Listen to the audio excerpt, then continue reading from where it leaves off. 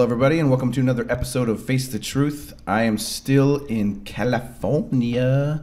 Lightbox just ended. It was awesome. So cool. So many fun times hanging out with artists, and it was amazing. You have to check out Lightbox. I'm definitely going to come again next year. So it was just so cool. Right now, I have the awesome pleasure of hanging out with a buddy of mine, and he is an artist. He is a comedian. Well, sort of. He's a funny guy, and he makes me laugh. So I say he's a comedian. He's an actor. He is a musician. He plays the musics, and he plays the musics really good. Really good. He plays the musics so good that sometimes I kind of pee myself. It's one of those things that you just have to hear it for yourself. He's a sweetheart.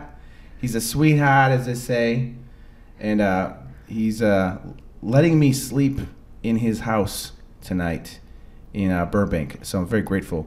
And so, anyways, we're gonna have a fun little chat, and I figured let's just get another podcast under the belt and talk with a cool dude. So he's definitely a cool dude. So please welcome Carlos. Is it Alfredo? Alfredo Jr. Alfredo Jr. Carlos Alfredo Jr. Ooh, nice rolling your R's there, man. Alfredo. Yes.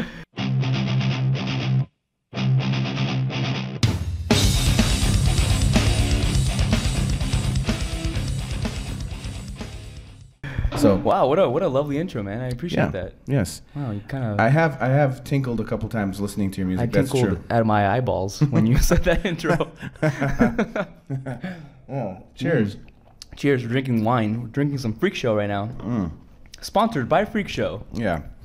Not really. That'd be awesome though. Yeah, one day. So, but anyways, thanks for having me at your place. This is awesome. I forgot to say this at the beginning, so I'll just say it now. But I met Carlos because a year ago.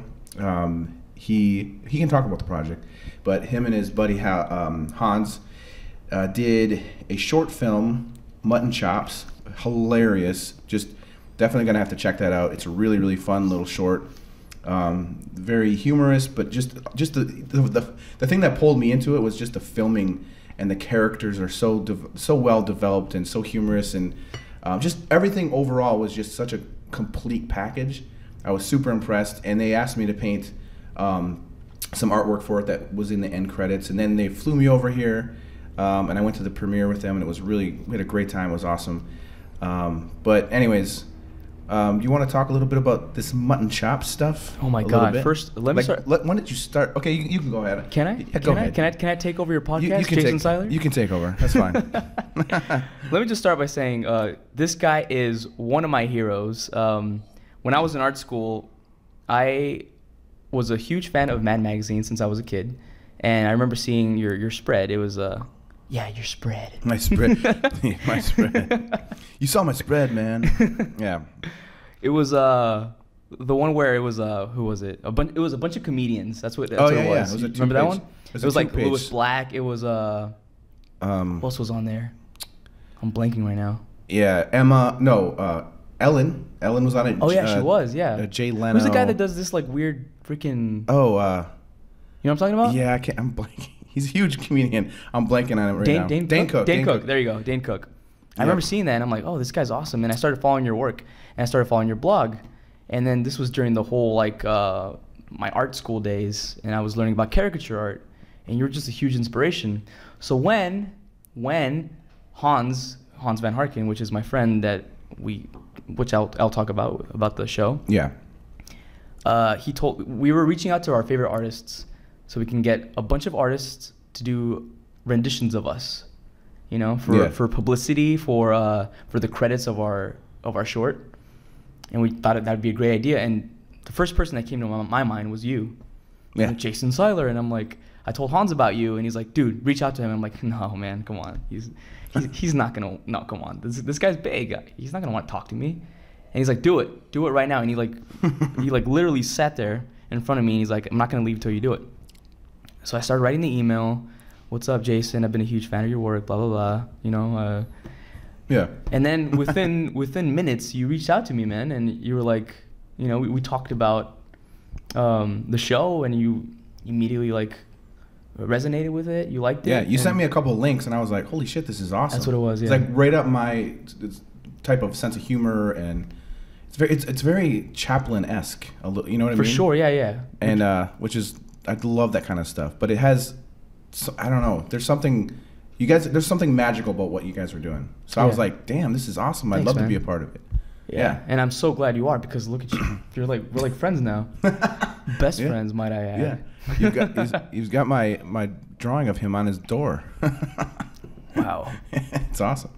But yeah, so basically you're an actor, you're living in Burbank, and you know, obviously you're doing auditions, and I guess what I think people would be interested in knowing is just, we can talk about the Mutt and Chopps in a little bit, but I'm curious about just from, you know, I don't really know what it's like. I've heard like horror stories and stuff about, you know, auditions and reading, and you know, is there I'm just curious if there's any interesting kind of, I guess, stories or just something about what it's actually like, that experience of, you know, even rejection, or what it's like. Of course, what you've done, because you've done like even music auditions and I've done like that. All sorts of auditions. Yeah, like you have to have acting, singing, and playing guitar. If you don't have it, you will develop a thick outer skin for sure. Yeah. In this business, I mean, as you know, it's a complete lifestyle, man. You just gotta live it. This can't be a hobby, is the thing. Yeah. You gotta be in it, you know. And I think the hardest part is trying to balance your life with your this other kind of life, you know. Yeah. There's times where you have auditions, because I have a manager for theatrical auditions, and I have a agent for commercial auditions, and I also have, you know, like you said, my music stuff. Yeah. And sometimes you will get auditions at the same time, and you gotta like know how to schedule that around, and then you have work on top of that, you know, and then you're trying to balance your normal day to day. Yeah. It can get very overwhelming. It sounds crazy. I mean, how many auditions do you are you typically doing? Is it like like weekly? Yeah, I would say I get about 4 or 5 a week. And so, what happens? Like, let's just say right now, ring ring. Hello, Carlos. This is your manager. That's exactly how it happens. I've got something for you, baby. Yeah, I got something for you, sweetheart. It seems like this is going to be a good fit for you. We're looking for a leprechaun in this commercial. Well, thanks for your call, Dolores from 1950. Yeah. Listen here, say. So, but do they basically call you and say, hey, do they tell you what the thing is, or do they say, hey, these people are interested, come down, or make sure, be there. So what technically happens, what generally happens is you get an email, especially for commercials, you don't really know what it is. They're looking for a young heartthrob for this, I don't know, Honda commercial, you know? And it just says young kid, high school kid. You are kind of a heartthrob. You get that? Oh, thanks, man. That's so funny. I learned it from watching you, man. I learned it from watching you, Dad. But so it'll literally say, that's just funny. So it's very vague sometimes. So they'll be like, we're looking for a young heartthrob. Yeah. Do you sometimes go, oh, me? Moi? You know, like really? Like, okay. I mean, I felt that once, you know when? They were looking for a tall, bald Vin Diesel type. And my commercial agent sends me. That's hilarious. And I'm like, oh, come on, guys. I can't go to that. Like, you have to go. And it was in Santa Monica. It was fucking 3 hours of traffic, you know? Yeah. And I go, and of course, there's all these Vin Diesel types, and then me. And then I'm thinking, like, you know the whole story of the Dos Equis guy? You know, the most interesting man in the world. Oh, yes. Dos Equis. There you go. That guy. There's a whole story behind that where it's like they were looking for young playboy-looking guys, you know, with tuxedos. And then they sent him. His agent sends him. And he's like, fuck it. I'm just gonna come up with this Latino accent that I was working on in my acting class. And he shows up with that accent. And he's like the oldest guy in the room. And he gets the part. And his life has been forever changed, you know? That's crazy. The story that story was in my mind when I was in that room And of course I didn't get it, but like still. You walk in and you're like, Bill, where is Bill? That's just reminds me of Kill Bill at the end of the second Kill Bill when she finds Bill's dad and he's like, Bill, where is Bill? I love that. But you got robbed of that part, man. Yeah, should have gone to you. That would have been awesome. I am Puss and Boots. I am a bad kitty. Antonio Banderas. Yes, I am a bad kitty. Kitty sock paws. So, but that's interesting. So basically, they'll tell you on the phone, and so sometimes you're just like, wow, this is weird. But what are you doing to prepare for that specific? I mean, how much time do you have to prepare? Usually have the night before is when they send it to you. Like a script? Or? No, usually. So for commercials, there's generally no script. Once in a while, you'll get something that you have to memorize, like a ad for freaking Tylenol or something. You got to memorize this little speech. And because I'm Mexican and I speak Spanish, sometimes they have me do... Yo, ¿qué nos invitamos allá en la plaza? Por Union, a 7 de la noche. Exactamente, amigo. Exactamente. Es muy importante, Ben. ¿Por qué? What are you doing, man? Why are you an artist? Why are you a caricature artist? You should... You're in the wrong field, man. I'm very tired. This is how I get when I'm overtired. This is how I get when I hang out with Jason Tyler. So, but this is crazy to me, though. So you only have that much time, and then you... For commercials. For commercials. Yeah. For theatrical, you get three days, sometimes a week to prepare. And this stuff is like the big boy shit, you know? Yeah. This is where you have to like memorize lines of dialogue. You got to work on your character. Sometimes I like to do private coaching with the teacher just to make sure that I'm solid when I show up. So you've got 3 days, and then you hire a teacher, a private coach. Yeah. Wow, that's interesting. And you go to their school or you go to their house, and they'll help you like figure out things that you haven't figured out yet, or help you see things from a different perspective. Yeah, that's awesome. And then just I mean, you've been doing it for a while, right? How long have you been doing this? I would say close to 8 years now.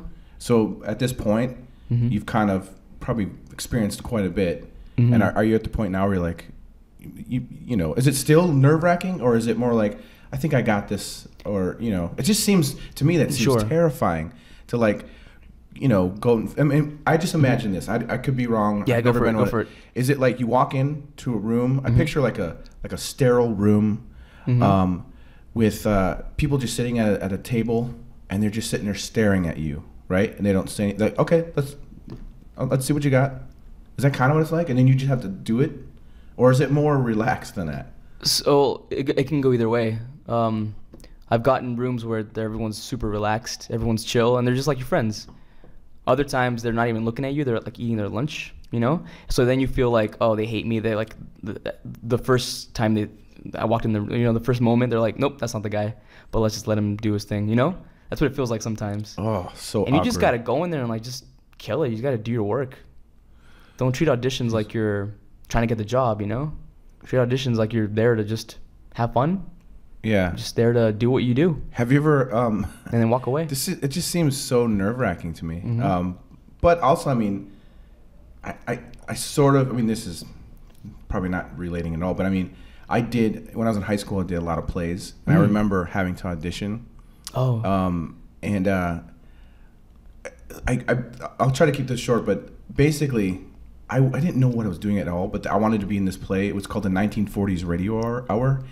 And I didn't know when I went up for my audition that it was all booked already. So they weren't even interested in any more characters.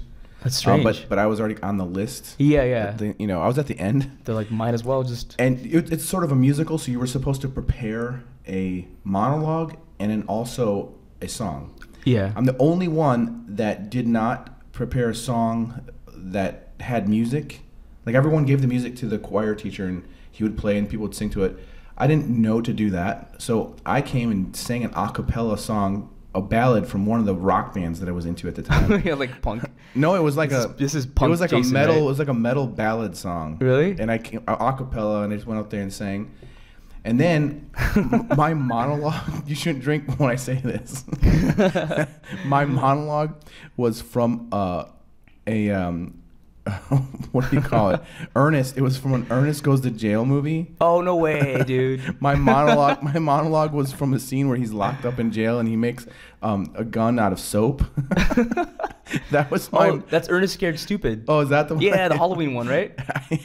But that was my monologue. I memorized this whole thing, and so they were probably like, "What the fuck is this guy doing?" Let's get him the part. Well, we know what happened. The drama teacher was so amused by what I did that she made up a part for me in the play. It was a 4-hour play. Oh, so some good came out of that then. Yeah, basically I got to improv. I had no lines.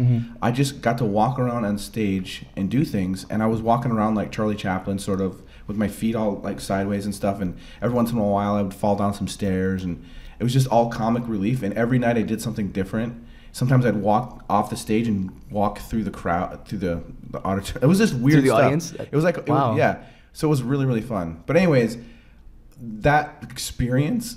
And that was on a stage. Yeah, your audition. big stage. Yeah. That's more like theater. But it was. I'll never forget though how terrifying that was, and realizing how unprepared I actually was. Like I didn't know. Like everyone else was like monologues from Shakespeare and stuff. Yeah. And I'm all like. But were you nervous? Doesn't seem like you were nervous. I mean, I was nervous just before I went out, but once I got up there, I was fine. Yeah. But I was more embarrassed after I found out, like, oh yeah, I did a Ernest Goes to Jail monologue or whatever. It was so stupid. How did you choose that, by the way? Was that just the movie of the time? I just liked it. Yeah? It's so stupid. That's so badass. Dude. Anyways, so what is there? I'm so curious about this whole process. So tell me about one of the good ones. Something that happened, like you go in and you read. Do you know like that you're nailing it, or that or is it one of those things that they get back to you like weeks later or days later or something? Wow. I think now I feel like I have a pretty good gauge of when I know I'm killing it. Sometimes in your peripheral vision, you see when like the casting director's like really like cheering you on, or like even the producers in the room and they're like nodding their head. Yeah. And that's a good feeling, you know? Yeah, that's awesome. But you shouldn't like dwell on that. Yeah. You just gotta throw it away. Like as soon as you're done, you just walk away like a badass, like with a fucking explosion behind you. And that's it. Boom. Done. And he's just like, I just did that. Yep. That's crazy. And there's a sort of confidence that happens after, from years of doing it, I feel. Mm-hmm. I'm sure you feel the same way. Where like what I'm sure every project is different. Yeah. Well, I mean, with what I do now, I'm never really nervous about anything. Mm-hmm. I just, it's different for that. I mean, the only, like, we've talked about how I'm starting to get into stand-up type stuff, like comedy. Sure. That is terrifying for me, scary for me, and challenging for me. And I think that's why I'm excited about it.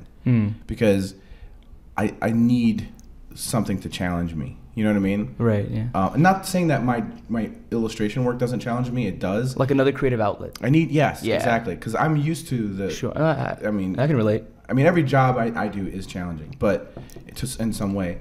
But I'm not, like, worried about anything. Mm-hmm. But, like, the whole stand-up thing, I'm like, this is scary.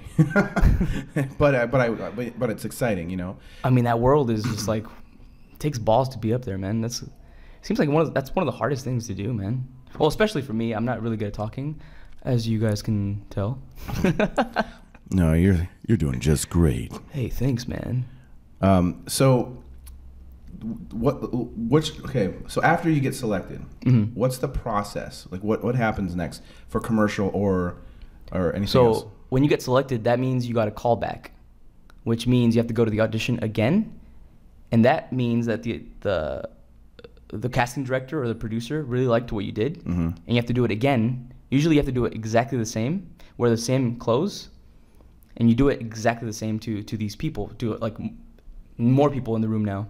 Okay. And then they'll give you some direction. Now they'll be like, okay, do that same thing, but this time you're worried about, your wife's cheating on you this time.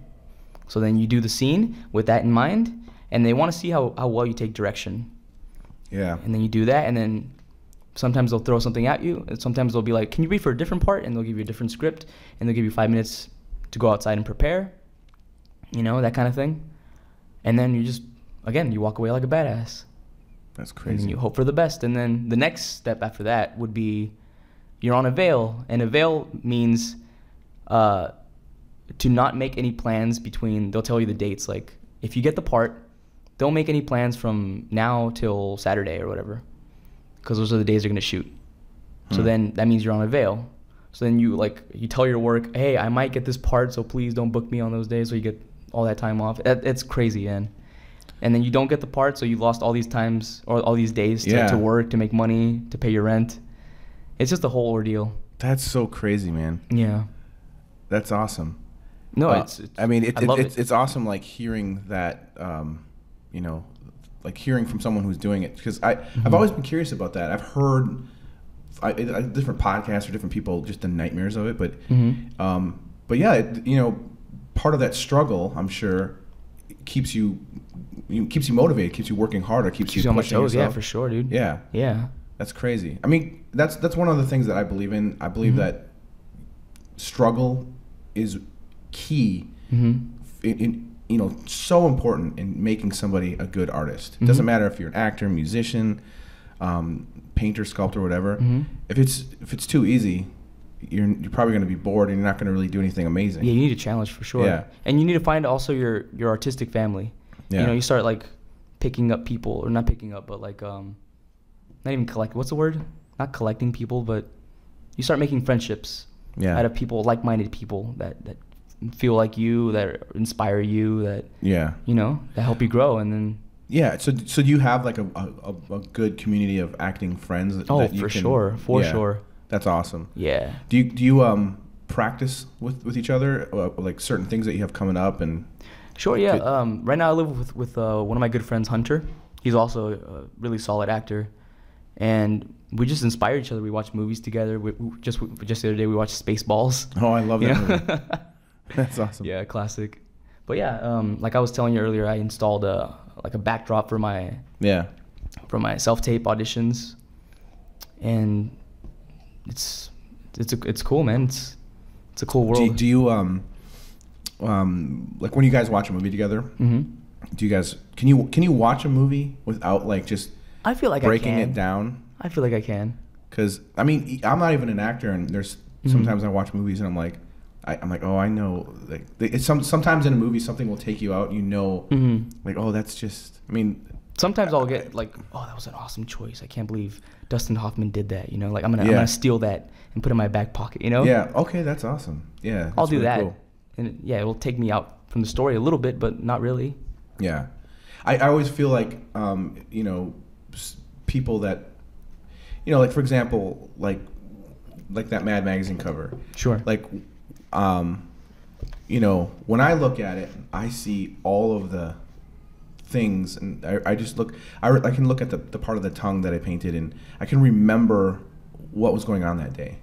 Oh, yeah, for sure. So I don't look at that like how other people. You know, when I see my work, or you know, so that's kind of what I mean is like it's very special though. You know, yeah, that makes it very special. But I mean, like when you're doing your acting, does that kind of stuff happen where you just like, when you see your own stuff, do you feel like you can't really watch it because you're just like, oh yeah, like, you know, that was the day my dog died, and oh God. I guess sometimes what happens is like, I'll be like, is that the take that the director chose? You know, or something like that. Oh, that's like, interesting. I know I had a better take. At least I felt it. Did I have? And then you start questioning yourself. Did I have a better take, or is this the best one? Yeah. You know? That's got to be frustrating too. Yeah. Like, yeah, that's. But then, like, you are your worst critic. You have no control over that. Like, no, not at all. No.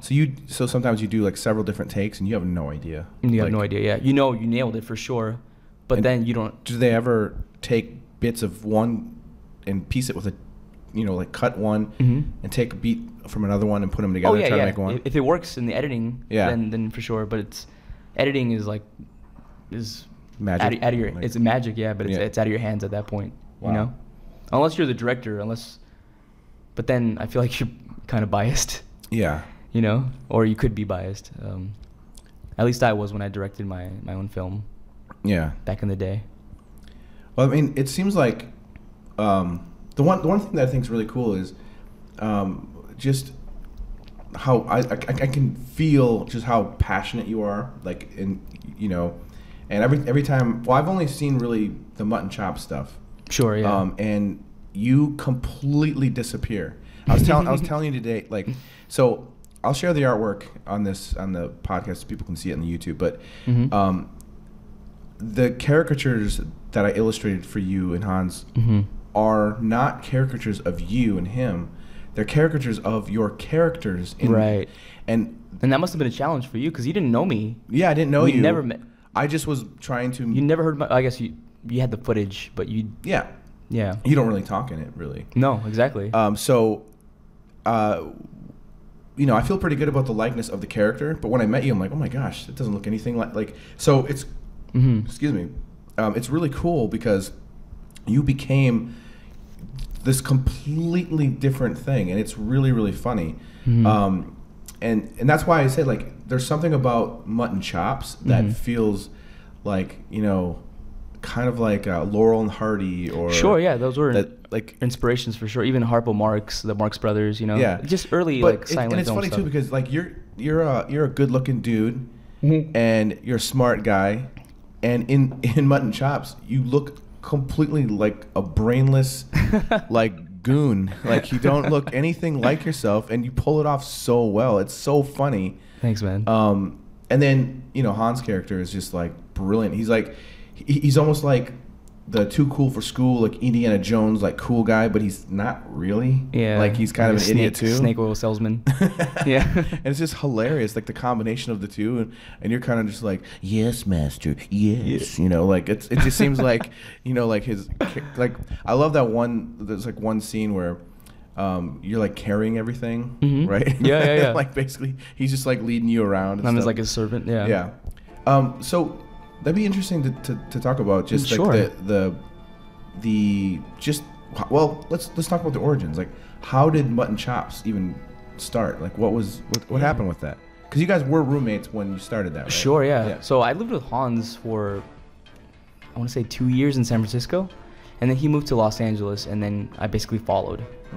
So we've been living for a while. We were living for a while, and what happened was when I moved to LA, I went full on with my acting career. And he was more of a producer, director kind of guy, but he would still like act in these little projects here and there. And Hans was always one of my like favorite actors. Like he's just so like, just animated and just very. Oh yeah, he's great got with comedic timing. Yeah, exactly. So I've always like envisioned us doing a project together down the line. So I brought it up again, and I'm like, hey, we should do like a short film or something. Let's work together. I mean, we have the time. Why not? And then we kind of sat down and we were like collaborating on ideas, brainstorming. And he thought about, what if we're a duo? And I'm like, oh, that sounds cool. What would it be? And we thought about westerns and stuff. Because we thought about, what could we film cheaply? We can go out to the desert and do some stuff, That's so cool. Yeah. and then Hans, being Hans, he's a fucking amazing artist in his own right. He went up to the whiteboard and he just started sketching himself as Mutt. And the first sketch he did, it was that with the outfit and everything. And then he sketched me as Chopps, like right away, like the first thing that came to his mind, boom. And I'm like, whoa, what is that? And he's like, I don't know, but like, I feel like my character is very like a coyote, like kind of like a mutt. Like, ooh, Mutt. He's like, Mutt and what? What would your character be named? He's like, Mutt and Scrape. Yeah, Mutt and Scrape. And I'm like, Mutt and Scrape? Like Mutt, that sounds like Mutton Chops. The old generals from the World War I. They had the Mutton Chops, the sideburns, and come up to here. And then it just stuck. It's like Mutton Chops. It has like a ring to it, and it sounds very old timey. And then we had the desert environment, and then I suggested it being post-apocalyptic, and even better because you can just have fucked up shit, and we can anything that's fucked up we can film around, and it'll make the production value even higher. So then that's how it began, and then we went out to thrift shops. We started buying the outfits, just like his drawings. We were trying to emulate his drawings, and his mom helped with the sewing. once we had the outfits on, then like it just basically wrote itself, man. Yeah. We decided to make little 1-minute Instagram shorts, just like kind of like Looney Tune gags. Yeah, but like that's a really good. That's exactly what it feels like. It's like meep meep, like yeah, exactly, totally has like that. Oh, it's perfect. Yeah, Looney Tune gags meets like you said, Laurel and Hardy meets old silent film like Chaplin. And how did you come up with the idea of you not really saying much? It's just an extension of who I am. My relationship with Hans has always been like the more like talkative one. Yeah. You know, I'm more of the quiet, reserved one. He's more the extrovert. I'm the introvert. Yeah. So it's just an extension. You know, he's an extreme extrovert in this one. I'm an extreme introvert in this one. Subservient character. Yeah. And that's how we that's how we That's so funny. It's almost like Frankenstein, or what is it? Igor and Dr. Frank. No, what's? Yeah, Frankenstein. Yeah, Dr. Frankenstein. Yeah. Is it Dr. Frankenstein? Yeah. Yeah. Well, especially since you almost come across like a hunchback. Not like you. It's just because of your like the way that you have the big. What do you call it? The big bag on your shoulders and all that stuff. The backpack. But it's just the whole character is so great. You totally come. You know. It just blew my mind when I actually met you in person, because I'm like, so different, completely different. So it's awesome. It's really cool. Yeah. And do you guys have any more plans for like more Mutt and Chopps? Like, what's going on with that? Sure. So right now we recently did a Kickstarter where we raised about $2,000, and the premise of that was that YouTube requires 4,000 minutes watched, and we weren't getting it with word of mouth. So we decided, let's put that money into YouTube, start an ad campaign, and that ad campaign will get us exposure, and that'll get us more minutes watched. Therefore, we will get monetized, and we will get suggested in people's feeds. So that's what we did, and we finally reached that goal. That's awesome. So now we're waiting for YouTube to approve it, so we can start getting even more exposure. Yeah. And the plan is to get picked up and shop it around into different networks. Yeah. So we can start getting money, so we can start doing what we call season 2, because we already finished season 1. So this would be season 2.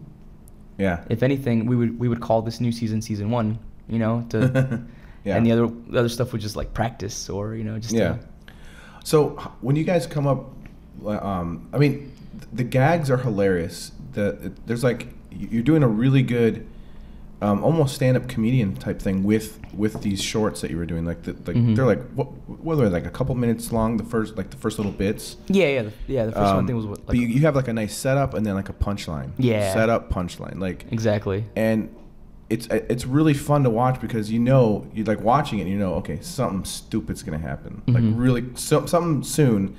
It's gonna be really dumb, but it has a nice. It's working. Yeah, it has a good payoff, Sure. But like when you guys are coming up with it, are you like do you guys like first storyboard the whole idea out? Oh yeah, Excuse me, I keep burping. Oh, it's fine, man. But you guys like draw it all out, like the ideas of I mean, I'm sure you do, because you have to go all the way out there to the to the desert, and you want to make sure that you're not wasting your time and everything. So you guys, it's very specifically crafted every moment. And like, so before you actually go out to the desert and you've done the storyboarding, are you like rehearsing like here in your apartment, like what you're gonna do? Sometimes we do, yeah. Sometimes we do. So it's between Hans and Chase Langley, our director. Yeah. He's so fucking talented. He's a visual effects guy. He's the director of the show. And all three of us would sit down, but it's mostly Hans and him that will collaborate on the visuals, on the cinematography of the whole thing. And we'll pitch ideas, and then we'll act it out in front of him sometimes. And we'll come up with like solutions and how to do like for example the scorpion gag. We had to create like a harness for Hans on his ear, Oh yeah. Yeah, so it looks like it's pinching, things like that, And did Chase come up with the green sky thing? Oh yeah, for sure. See, that's another thing that, for me, when I was watching it, that green sky is a character in the show. Sure, we call it the toxic wash. It's really cool. It really and I did that when I painted you guys. I was like, I gotta have like that green. It just captures the feeling of the whole idea. And there's something about that really kind of just pulls it all together. That's like the cherry on top of that green sky. I just you know what I mean? Like it really for sure. Kind of it's like if you didn't have the green sky, all right, and you just kind of made it like dark and whatever, apocalyptic and just kind of whatever, and you didn't have that, still would be good. But that little small addition changes the entire show. Yeah. You know what I mean? Yeah, I feel like it makes it more cartoony in a way, right? It does, but it brings an element. That saturated green, because it's way over exaggerated, and it's like, and I've never watched a show where the sky is green like that. Yeah, but it works. The other cool thing is like it stands out on an icon on YouTube. Oh yeah, like it pops up, and then you put like red lettering over it. Exactly. Yeah. No, but it's like seriously, when you first wrote me about this, I think you probably sent me the link right away. I did, yeah. And I watched it, and I was like, "This is awesome." No, I was like, "Oh, this is awesome." I wrote you back pretty quick. I was like, "Yeah, I'd love to do something with you guys." Yeah. But I went upstairs, and I watched it with my kids. Oh, I didn't know that. Yeah. Wow. Because I was like, "You guys got to see this." I said, "I think I might do some work with these guys," and they were just dying laughing. They thought it was great. They're like, "Oh, this is cool." Wow, that's so cool, man. Thank you. Yeah. No, I was like, I mean, and then I think when I was here last year, I think Hans was telling me that from the beginning idea until after you finished your short, it was like, wasn't it like only like 6 months or something? Like some kind of short timeline for sure. Like you guys kind of just came up with it and just we just That's amazing. We just went for it, man. Now, when you were working on this, how much was it taking? Were you able to do other audition for other things, or was it just? I actually took a long break from my auditions during this process, because I didn't want to I didn't want this to be like watered down, or like, I wanted all my focus and attention to be on this show, and I think we all did that. Yeah. All three of us we were just on board till we had the premiere where we invited you. Yeah. Which is awesome. You freaking came to the premiere. Damn, I forgot about that.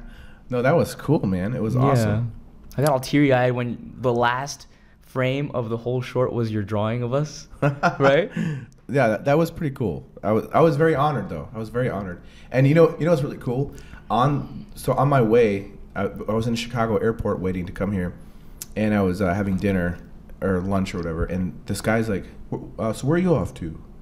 And I was like, oh, I'm gonna go to Burbank. I did some artwork. He's like, why? I'm like, oh, I did some artwork for some guys, and they have a premiere. He's like, what and so I showed him some of the clips of your cool. the shorts. Yeah. He was like, oh, this is so cool. Is this on Netflix? And I'm like, well, maybe one day, but like right now it's on YouTube. But I'm showing it to you on YouTube.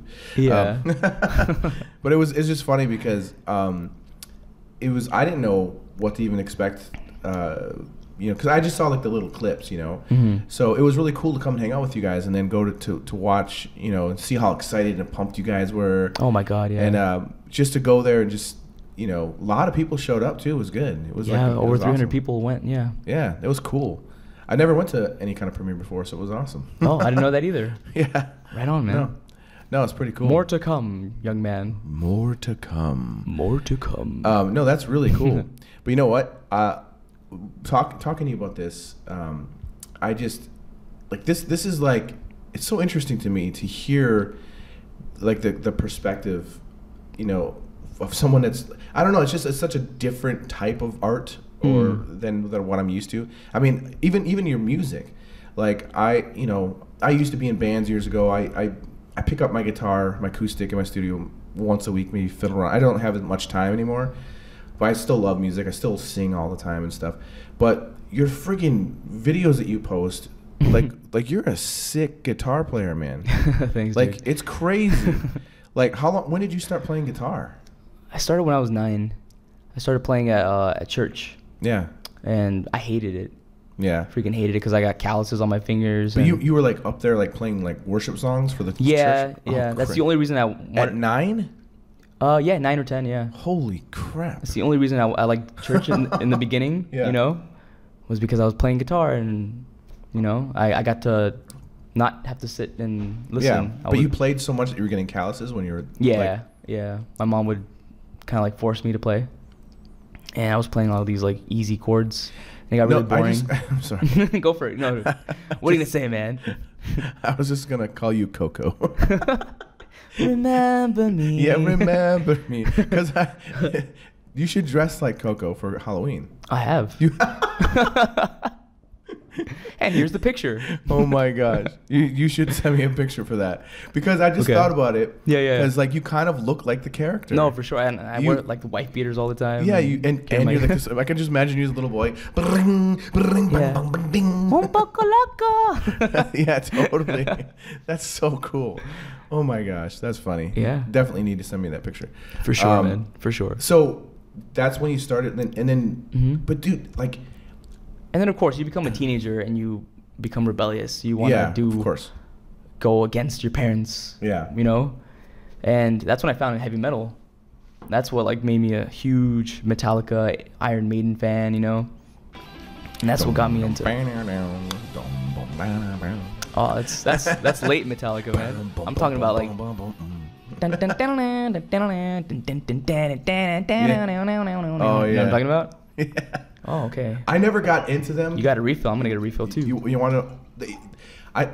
Metallica was one of those bands that I just couldn't get into. Just because every song he's just like all the time, and it just drove me nuts. That's probably because you were introduced to Metallica by the Black Album.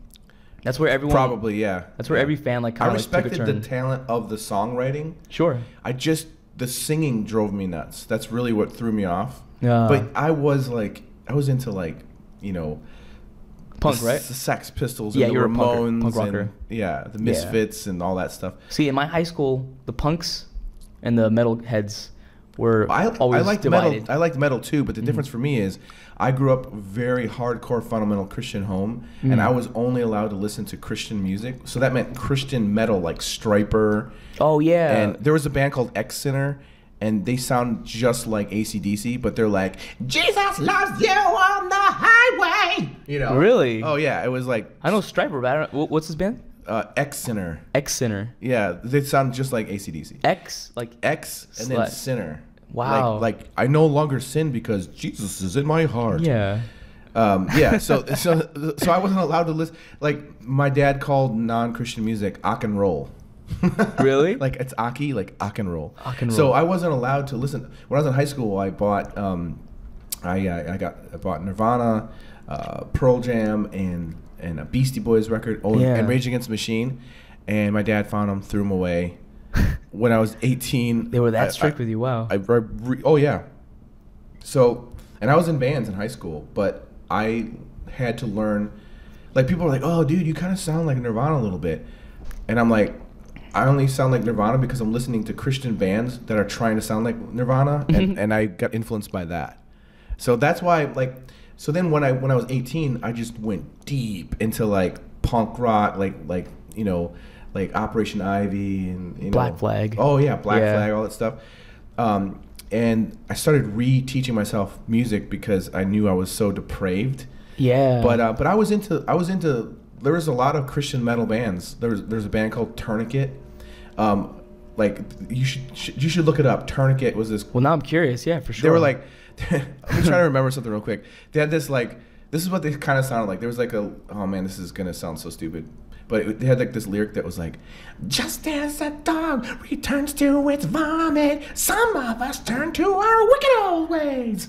It was like, that was like, it was like Christian metal, but it was like, everything was like about the Bible and everything. It was crazy. It was like, wow. It's really funny. Like, I wonder if these guys are still around. Oh yeah. There's one band called Bloodgood, and it was the guy in the band's name was Michael Bloodgood. But their logo was like, it said Bloodgood, and there was dripping blood, and they had the crown of thorns on it, and they were like really good like metal music, and my dad became friends with them, and so I got to go see them all the time, and I thought it was so cool because I'm going to these metal concerts. I had a mullet. You had a mullet, dude? Yeah. Damn. But I got to see Stryper with Def Leppard. I think it was Def Leppard that they played with long time ago. And I got to go backstage and meet him because my dad was, at that time, he was doing like backmasking. Do you know what that is? What is that? Dude, it's so weird. Backmasking. He would play music backwards and it would say stuff. Oh, like you would find like hidden messages, like yeah. So for example, it said that about Stairway to Heaven. Wasn't it like a oh whole yeah, thing? he would do that, and then he would like write articles about like Christian music has positive backwards messaging, and secular rock and roll has other messages. Like for example, this is the only one I can think of off the top of my head, but boom, boom, boom. Another one, boss does, hey, Yeah. Backwards, it was like, it's fun to smoke marijuana. It's fun to smoke marijuana. Hey, hey. But Like, was it like clear, or was it like, oh no, there it is? No, you hear it, and it's like it's not even. It's been so long, but I remember when I was a kid, it seemed pretty clear. Oh really? There was another song that I remember my dad, I think it was Zeppelin or it was the Eagles, and by the way, I don't believe in any of this shit. I just gotta put this out there. I think it's stupid. I don't believe in it. But anyways, one of the songs was something backwards, and I remember when I was a kid, it gave me chills because it was like, it said something like, I think it was the Eagles, and backwards it said, "The Lord is headless. The Lord is headless." It was creepy sounding, right? Wow. Did you just get chills? Yeah, dude.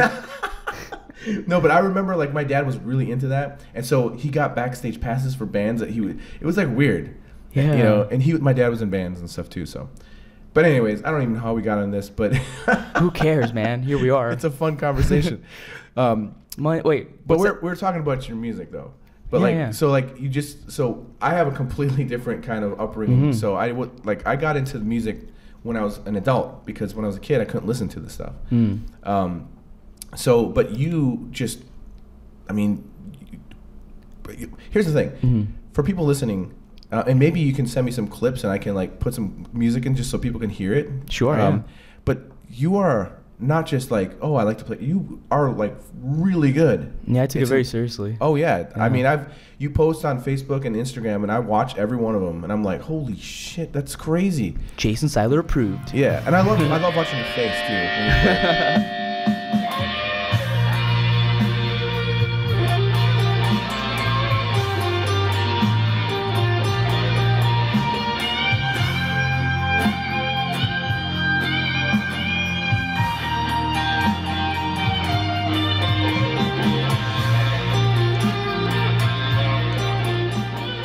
When you play. It's like I'm possessed by a demon. Yeah, you're just like, oh.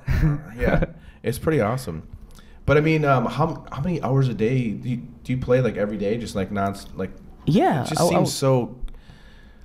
So like it must take. I don't know. It's just fun. I've seen people. Here's the thing, and I'm not trying to blow smoke up your ass, but like there's so many people that are posting their videos of themselves playing guitar and stuff. My dad does too. My dad posts videos of himself playing guitar all the time and singing songs that he wrote. I gotta follow him now. Yeah, you should look it up. Just follow him on Facebook. You'll see plenty of them.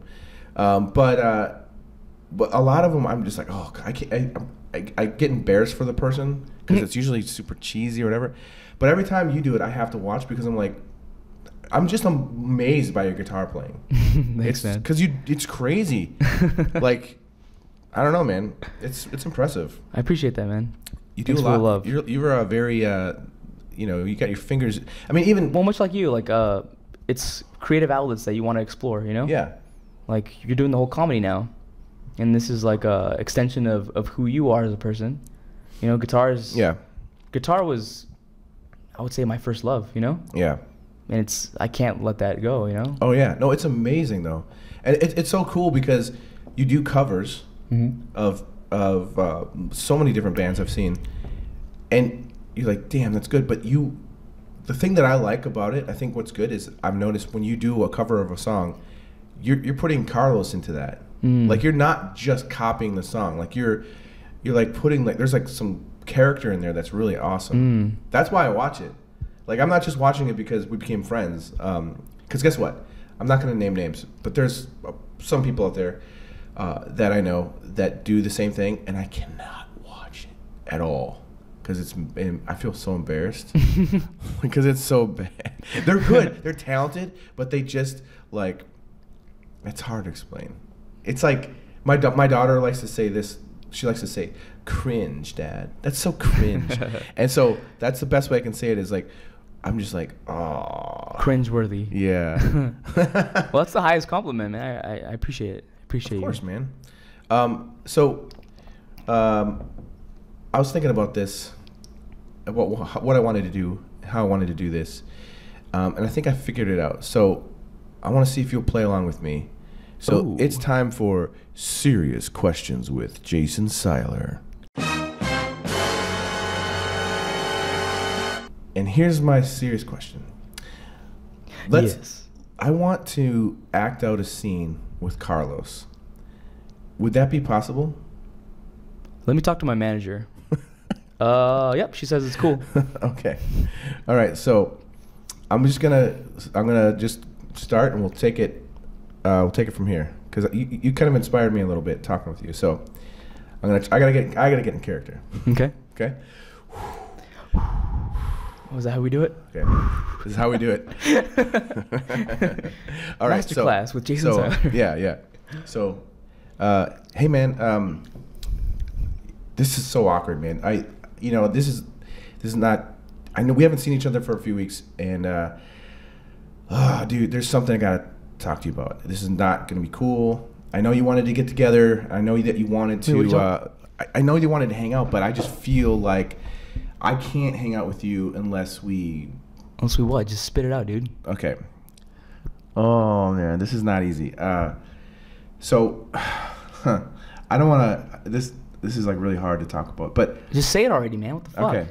All right, dude. Last week, yeah, I was out. I was bowling with Joe and Josh, and we were having a good time, drinking a little bit, and we saw your girlfriend Christy with this other dude, and we went up. First they're acting like whatever, but we saw her kiss the dude, and I didn't call you. I probably should have called you, but I didn't call you because I didn't know what to say, and I felt it was better in person. This is the first time I was able to talk to you, so I don't know. I mean, wait. This was like last Tuesday. Okay, last Tuesday. What the fuck? No. Christy would never do that shit to me. Dude, I went up to her, and right away because if I find out this is bullshit, dude, if I find out this is fucking bullshit, that you guys are just making this up. This is not bullshit, dude. It's not. Here's the thing. I confronted her, and I told her, "What the fuck? What are you doing?" And she says to me, "You can't say anything. You don't know what's going on. You don't even understand the situation. He doesn't even sleep with me anymore. He doesn't even hardly touch me." And she's like, "You don't know. You can't just take one side." And I'm like, "Well, listen. Okay, I don't know the personal stuff, but what the fuck are you doing? I thought you guys were like a serious. I thought you confronted her about this. Yeah, and I told her either you talk to him about it or I'm going to talk to him about it. So I this is the first time we got to hang out in person. So yeah, I know it sucks, and I didn't even know if I should bring it up this way or how to do it, but yeah, I had to bring it up some way. I mean, you're my friend, man, and I don't know, dude. I thought you guys were serious. Well, fuck, dude. You just laid all this shit on me right now? Yeah, I mean, I don't know what else to do. I mean, I don't know, like... I mean, did you not want me to tell you about it? I mean, dude, I've been cheated on before, and it sucks. And so I understand this, and I understand the confusion, the frustration, but I'm not bullshitting you. It happened, and yeah. And what's really weird is the fucker looks exactly like you. It's really weird, but he's a little taller. He's got tattoos. He's got a six pack for sure, and a really big dick. Oh, so it's you. It's you, huh? Is that what you're trying to tell me? You're fucking sleeping with my girl? No, it wasn't me, dude. Don't fucking lie to me, dude. I'm on to you, man. Because if this is your fucking way of telling me that you're sleeping with my girl, then fucking man up, dude. Just fucking man up.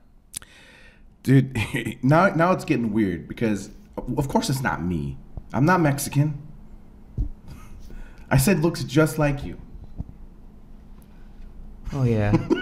You're right. I love you. Come here.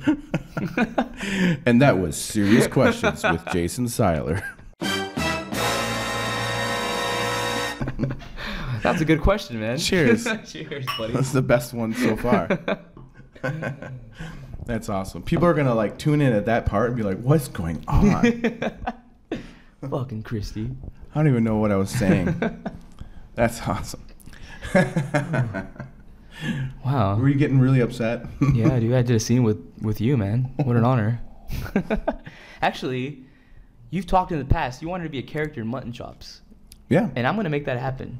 Oh, dude, I would love to do that. Yeah, a villain. That would be good. I'll grow the handlebar back. Really? Oh yeah, because your daughter still pulling on it? Or would she still pulling it? No, She's not an infant anymore. Yeah, I might grow it back. Yeah. I cut it off at the beginning because at first I knew I was gonna be kissing her like crazy, and I knew I was just gonna like give her rashes all over her cheeks because I just, stubble. Yeah, yeah. Or just a mustache. So I shaved the day before she was born, and I still had a little stubble, and it still gave her rashes all over her cheeks. My wife was like, have you been kissing the baby? Like, of course, her face is like swollen and like glowing red. So then I basically, I didn't grow it for like over a year. Yeah. And last fall, I grew it out again. It grows really fast. And then she started pulling on it. And I was like, nope, because it hurts. It hurts really bad. So yeah, but I might grow it back again. Do it, man. It literally, I'm not even joking. This is not an exaggeration. I can't grow any facial hair except for my mustache and then my neck for some reason. It's really terrible. We should do your neck and just your like, mustache. It's just like a neck beard. But my mustache grows really fast. Like I think in about 3 weeks, it's long enough where I can start putting wax in the ends and kind of start to curl it. I knew it. You are Mexican. Yeah, probably. So you did cheat on her. You slept with my girl. Yeah. So did you? Before we go, because we're almost an hour already, which is crazy. This went by really fast. Fun conversation, man. Yeah, I've grown. Yeah. I've grown very annoyed of you. So before we end this, is there anything like coming up or anything cool you want to talk about, or just anything you want to direct people to or anything like that, just so people can follow you and look forward to new things that you want to promote and stuff like that? Sure. So like I was saying earlier, we're just waiting for YouTube to approve our channel for Mutt and Chopps, so we can continue doing what we love, which is this show is just our baby, We want to see it grow, and I honestly can't wait to get back in that suit. Yeah, that's just my thing. Sorry, do you ever say anything? I was just trying to remember. Do you ever say anything? Yeah, I say a few things. Okay. Can you do like some? Hey, yeah. My voice is like. That's probably why. Like when you met me, you're like, "What the fuck? Your voice is deeper." Oh yeah. My voice is, "Hey Mutt, hey I found something. Oh. It's a shiny rock, Mutt. Look. Oh. Yeah, that's right. Very cartoony. It's so good. My voice gets really high. That's so funny. Sorry, I didn't mean to interrupt. Oh no, it's fine. Please continue. Sure. I've had a couple. This last month or August has been really crazy for me. I've had a lot of huge opportunities happen, a lot of big auditions that I can't talk about right now, but I will keep you updated. I'll keep you on the loop. Fingers crossed for these bad boys. Yeah. We'll see what happens. Well, we had lunch today and we talked about it a little bit. So after certain things happen, we got to have you back on again. And also, we talked about this. So talk to Hans. I think it would be great to do a podcast with you guys as Mutt and Chopps the entire time. So we're gonna try to work that out. That'd be awesome. Let's do it. So, anyways, awesome talking to you, man. Thanks for doing this. And last thing we have to do, high five. High five, bitch. Cool. Thanks, guys.